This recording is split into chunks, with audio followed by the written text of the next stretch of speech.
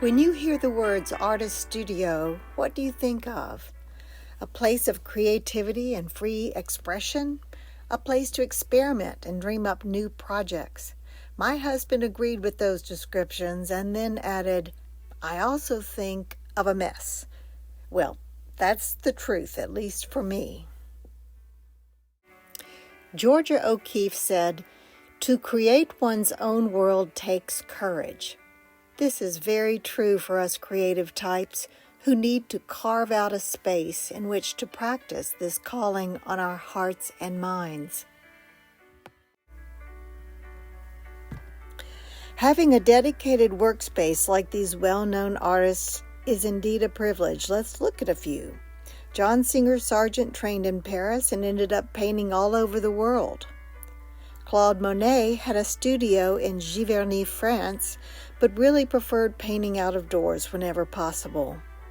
And Frida Kahlo, who had polio as a child and was in a terrible auto accident, painted from her bed at one point using a special easel.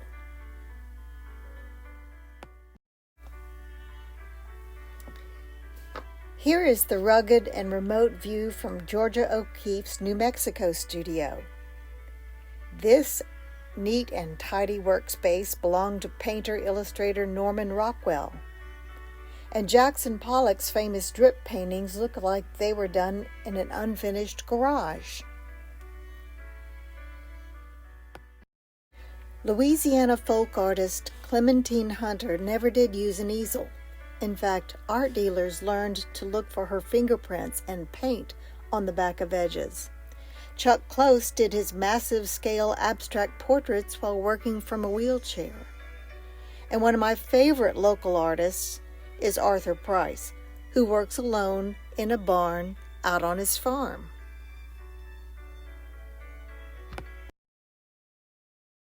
Although I've never worked in a barn, my own studio has definitely changed over the years. In high school, my favorite place to draw was on top of my bed, kind of like Henri Matisse seen here working from bed, only I used a lap desk. And as a young mom in Louisiana, I found the kitchen table to be a great place to work, just like my grandsons. But since we had to eat on a regular basis, my husband turned our backyard porch into a lovely, if hot, place for me to leave out my art supplies. A move to Kentucky led me to declare the laundry room as my special art place. Only thing was, lint from the dryer didn't sit too well on oil paintings. Finally, we moved to beautiful Birmingham, which brought me to a home with a roomy basement, and then most recently to a light-filled garage in Crane Hill, Alabama. What you don't see in these last two photos is the true extent of the mess my husband referred to. I realized that I, and maybe you as well, needed some inspiration from the pros.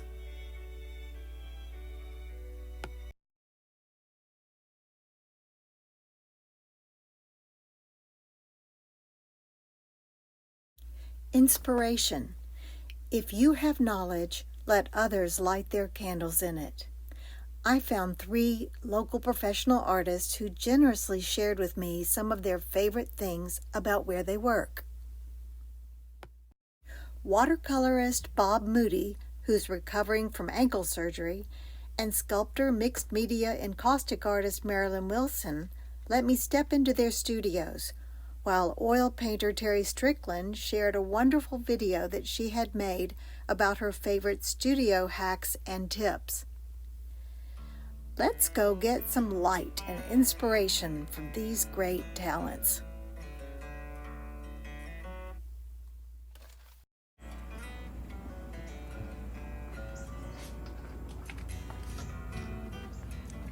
Hi Gayle, welcome to my studio. I'm Bob Moody.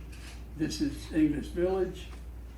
That is my Japanese maple tree we planted 37 years ago outside my studio, which is a wonderful view. It's almost filling up that space. And of course I've got my music system, reference material, then a sink, and my palette and brushes, and that's all it takes in watercolor. That chart on the wall, which has been there for 30, 40 years, is a David Lyle Mallard out of the book, The Joys of Watercolor. Just a way of mixing paint, the combination. He has a 40 color palette. And so 40 to the power of 40 would be how many mixtures? A bunch. A bunch. Is that about how many you have on your palette right now? Right, that is his palette, which I've added a few extra colors that have only been invented in the last few years. And these are some favorite brushes? And those are my standard brushes. It's just a mop and a number, I guess, a 15 and a number 5. And that is a very good little brush. You can This draw little a one? hair with that. This Princeton? You're right. Good to know. Now, when do you use rubber cement? Oh, sometime as a mask, Oh, really? as opposed to frisket. Or here's another masking pen. You may be familiar with Oh, yes, with these little tiny little point nibs. that. Right, you could get lines with that. Or rubber cement works. I'm gonna take it off and just to show people how tiny this is. Here we go. Have a, Alabama Art Supply. I get most of these things. good, okay, Cheap great. Joe. Occasionally I'll order a ream of paper. What kind of paper do you like to work on? I don't like to have to stretch it, so I use 300 pound. And as a student, we used to pay 35 cents a sheet, but now it's something like $10.50 wholesale. Just last week, I got the proofs on our latest book, which are paintings of 30A in the Panhandle of Florida, which is about 28-mile strip off Highway 98. It's called 30A. Oh, And I did that during COVID. It was something for me to do. So now there's probably 100 paintings. well, behind you, right here in And this that's lovely the- portfolio. I just got them in order. Oh, really? Listed in the book. So you don't want me to flip them Oh, around? yeah, Look at this. I'm gonna just randomly. dude, Oh. When do you think this book will be coming out? in October. Okay. Ooh, that's a great time in Yeah, time for for the Christmas. holidays. Right. Yes. Very good. And on 30A, there are only about 3 bookstores, so it ought to be pretty easy Right. to market it. It should sell like hotcakes. I just have to mention one more favorite thing that in your studio that you have, and that is the young lady who sits right here. Yes. That's my techie, my wife, my everything. That's Rebecca. We love Rebecca. You Vanderbilt girls. Yeah, stick together. Thanks, Bob.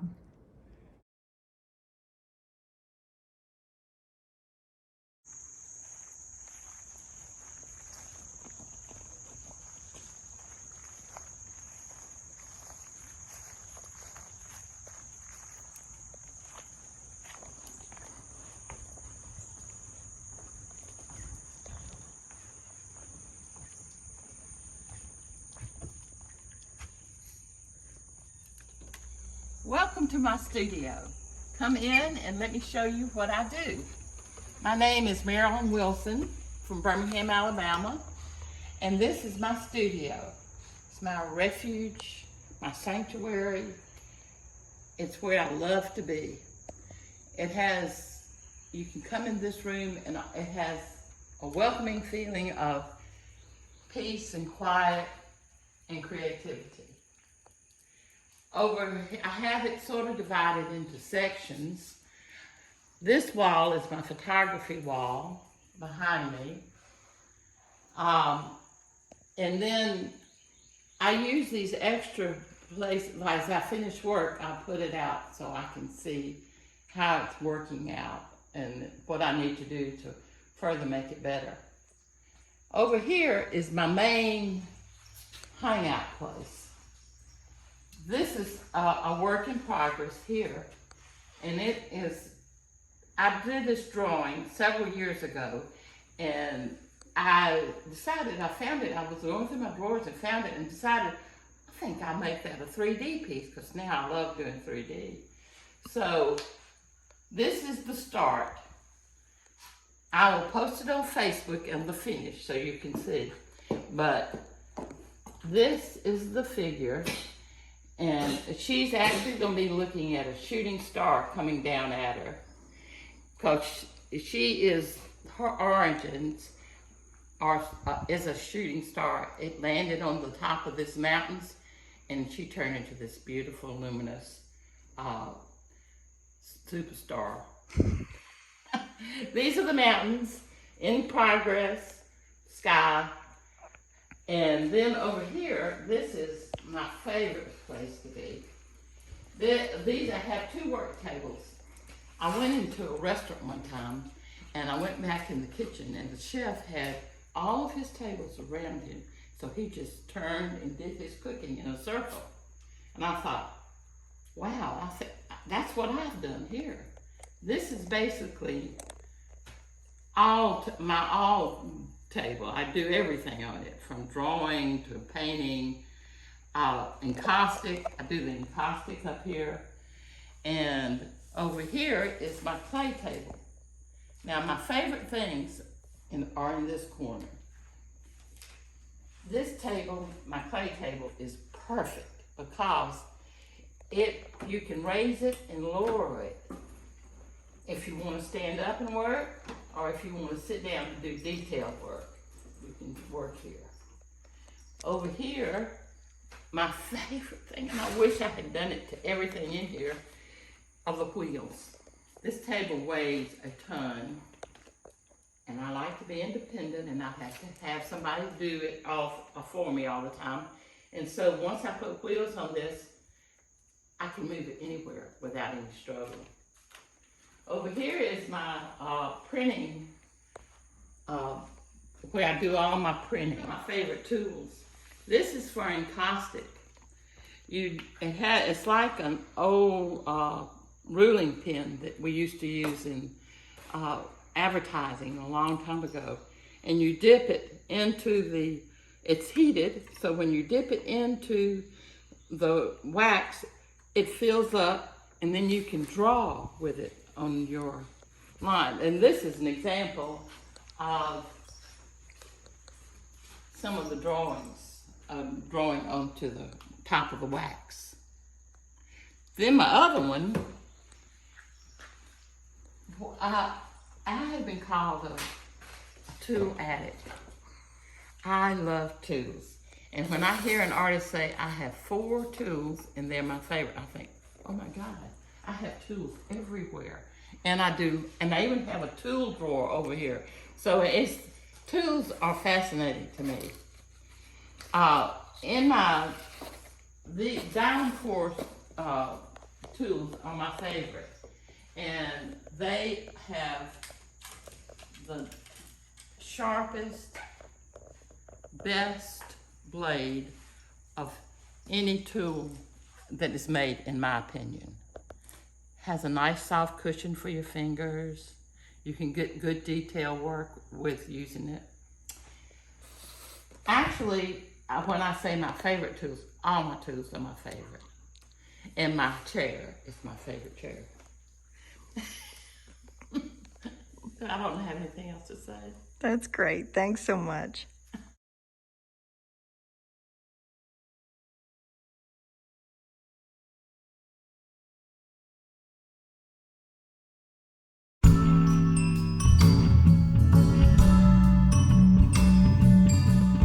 Welcome to Studio Hacks 101. So I wanted to show you some things I've done in my studio that really make my life easier and maybe are not necessarily that expensive. Well, let's look at a couple of things. This is the latest addition to my studio, and it's a Yukon rolling tool chest. And we got it at Harbor Freight, similar to like a DeWalt or Black & Decker tool chest. but it's a little bit cheaper, maybe just because it's an off-brand, but it's got amazing drawers. Everything that used to be on top of the tabaret is now in drawers. And it's so awesome because they're right here on my side of the easel. And I can just, get to them while I'm painting without having to get up and down.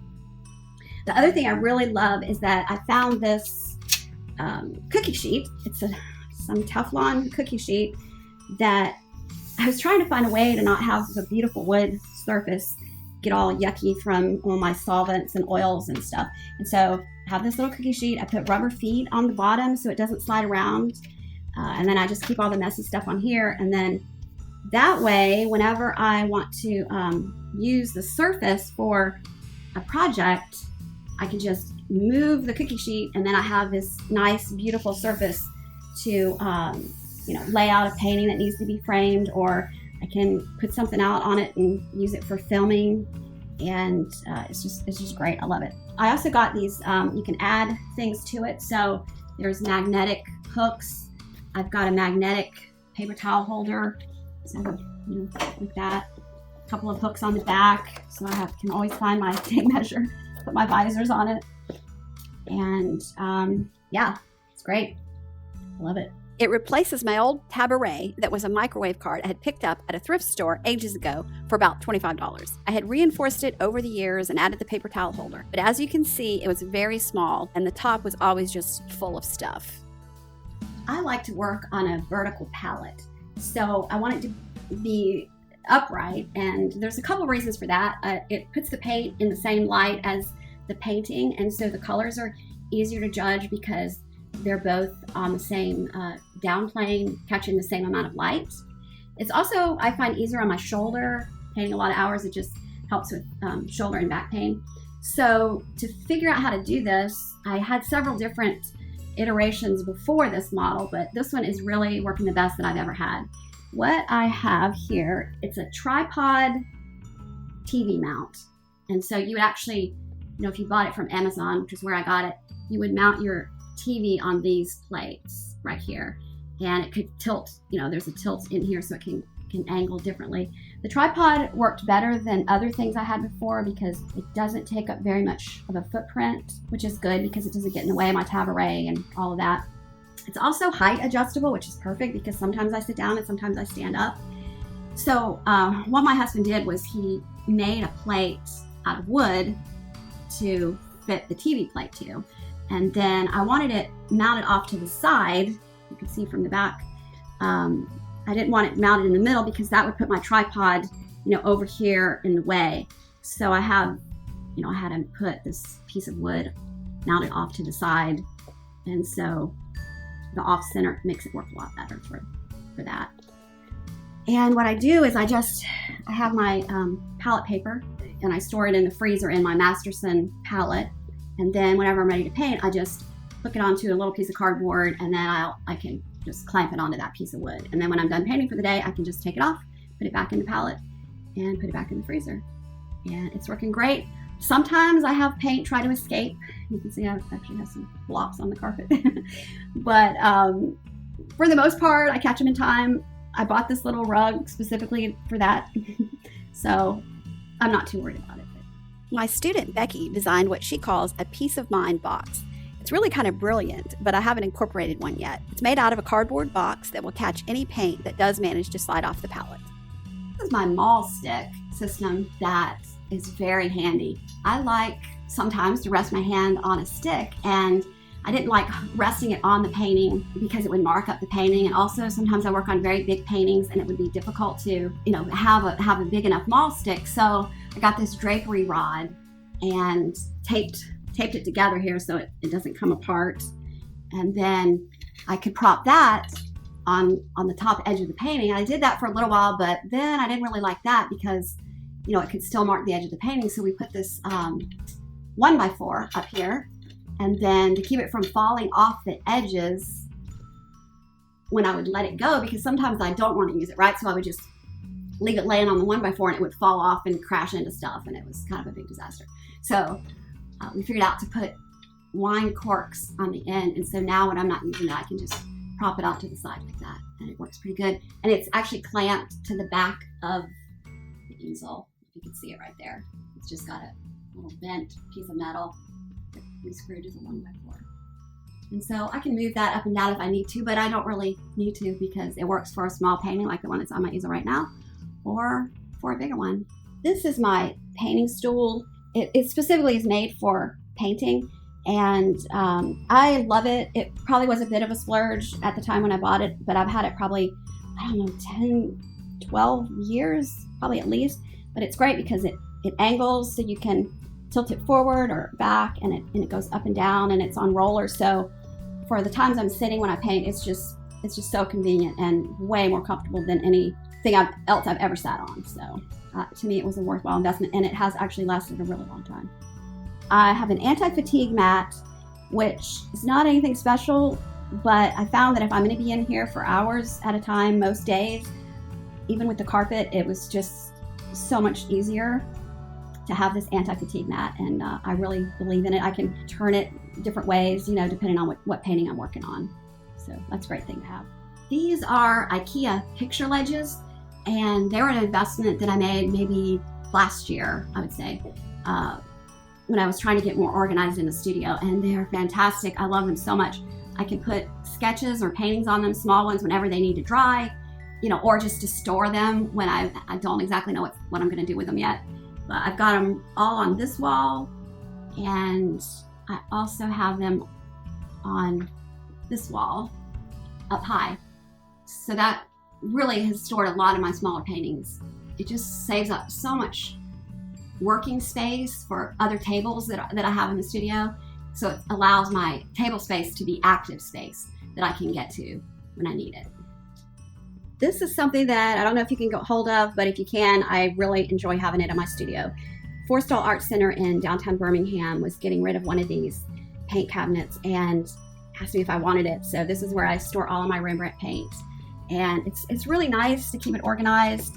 And I only keep one tube out of all of the different colors that I use, and that's in my Tabaret. So then this is where I can really see my inventory well and come here when I'm looking for different colors that I have in stock. I really like to repurpose old furniture for the studio. So this was a stereo cabinet that, we were no longer using. So now it holds some junk, and on the top of it, I have my computer monitor, which I paint from. Since I got so tired of trying to deal with bad prints, I'm working off the monitor now, and I really like it. Here's the other one, and I store varnish and spray cans of different things and just miscellaneous stuff. They were already on rollers, so that's pretty nice, especially for my computer. This is wire shelves that we put up, and I'm actually using this shelf right now. It's got a painting on it, but I keep this one fairly empty so that whenever I want to do a still life, I can set it up on this. So that covers my studio hacks that I currently am using, and they all could change tomorrow, who knows. But for right now, this is working really well, and I hope it's inspired you as you work on your studio space. As always, thank you for subscribing. Organization, a place for everything and everything in its place. Now that we've gotten inspired, let's look at a few more ideas for setting up a studio. Some great things to have in the studio include a good work table and chair, some kind of easel, color-balanced light, water access, good ventilation, and while you're at it, get some good supportive shoes. A great tip is to take advantage of vertical space. Go up to the ceiling with display shelves to put works in progress or other special pieces that bring you joy. Use pegboard or a large bulletin board where you have unused wall space. And don't forget clear shoe pocket organizers or wire shelving to hang behind a door for out-of-sight storage. Sooner or later, we seem to acquire more tubes and bottles of paint than we know what to do with, so here are some organizing ideas. Use little binder clips to hold tubes on a pegboard. stackable hardware bins with labels. I always say labels are your friends. A clear cosmetic or jewelry organizer allows quick access. If you have the space, the wide drawers of a tool cabinet can be wonderful. And my personal favorite is to organize paint by color families on cheap trays from the dollar store. In addition to mason jars or vases for brush storage, you might try using a planter filled with black-eyed peas. Take a piece of pink foam insulation or styrofoam taped to your palette to use as a brush holder. Or use those fabulous clear shoe pockets on the back of a door. Pencils and pens love to be lined up in a stacked organizer. Or I used a repurposed spice rack. Someone else found a new way to use a wine rack.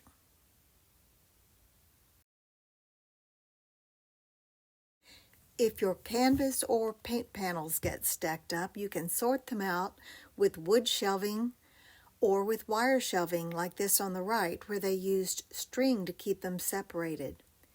I needed a way to keep big sheets of mat board and foam core sitting vertically and up off the floor, so I repurposed an unused side table, turning it upside down. Voila! I've always longed for some beautiful flat files like those in Bob Moody's studio for storing full sheets of watercolor, but they can be pricey. Then one day I found this IKEA hack using multiple tabletops with extra legs. Works like a charm and for a fraction of the cost. Finally, a few more things that are nice to have. Furniture on wheels or rollers. If vintage is your thing, try using a suitcase to store old sketchbooks, or use a vintage trash can for a splash of color. Repurpose furniture whenever you can. Notice I'm using the bottom drawer as vertical storage for some paint panels. If you have room, a comfy chair or sofa make a great place to sit and think on your next project. Finally, a great addition and good company is a studio pet like Zoe.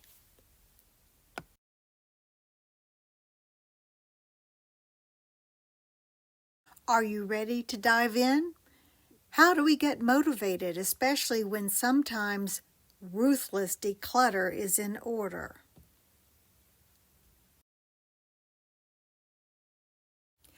Ask yourself, do I just need to tidy up, or do a deep clean and declutter? What tools and materials need to be at the ready for me to do art? What is essential, and what is fluff or clutter? Speaking of clutter, where does one start?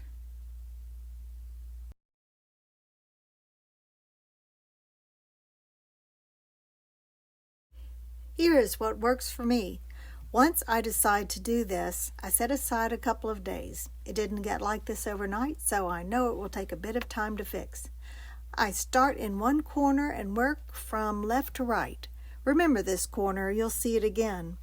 If it's really overwhelming, I'll set a timer for 15 or 30 minutes and take periodic breaks.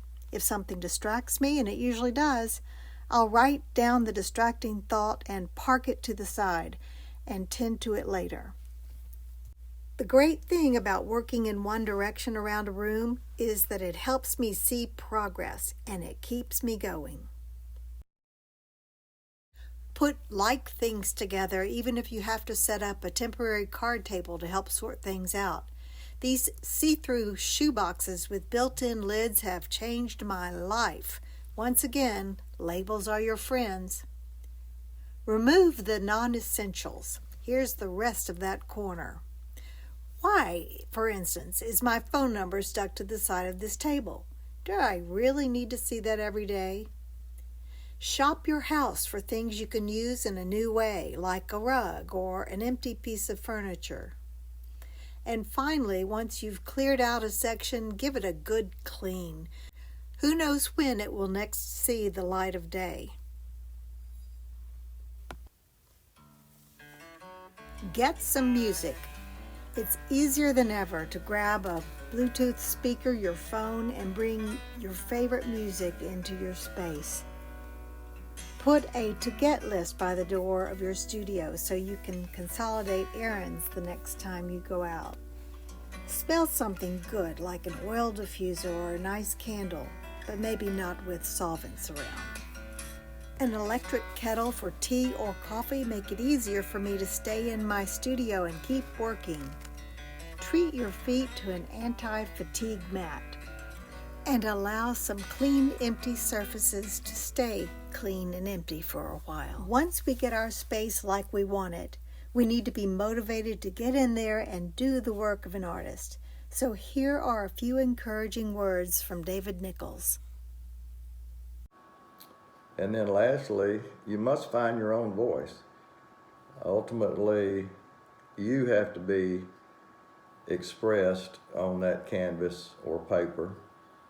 That's what really matters. You have to paint from your heart. Otherwise, you'll just be a poor copy of someone else, which is not the ultimate goal. So find your own voice, paint from your heart. That will automatically occur the more you paint. Your personality and your idiosyncrasies, your uniqueness will all come out. You can't help that. And it will certainly serve you very well because people will recognize what you do and be attracted to it, I'm sure. So good luck with that, and I hope you have a good rest of the day. Thank you.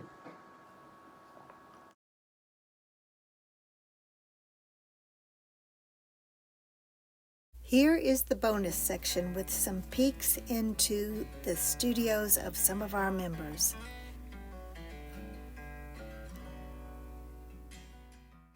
So that you know I'm trying to practice what I'm preaching, here are the first two walls before and after of my studio.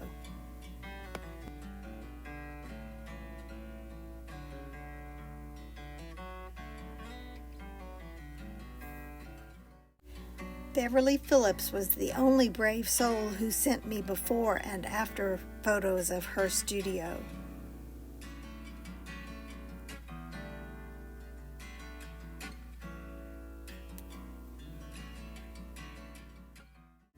Martha Fulgham is full of great organizational ideas.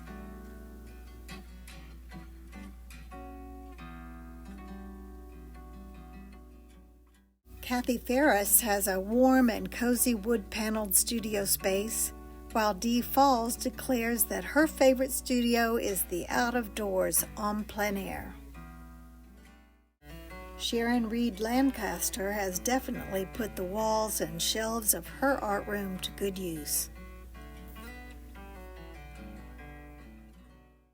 Ever wonder where Ron Lewis makes his artistic magic happen? Here's the main part of his studio, and Bev Bates has done a great job maximizing her storage space. And Christy Bunn keeps turning out beautiful commissions from this organized space.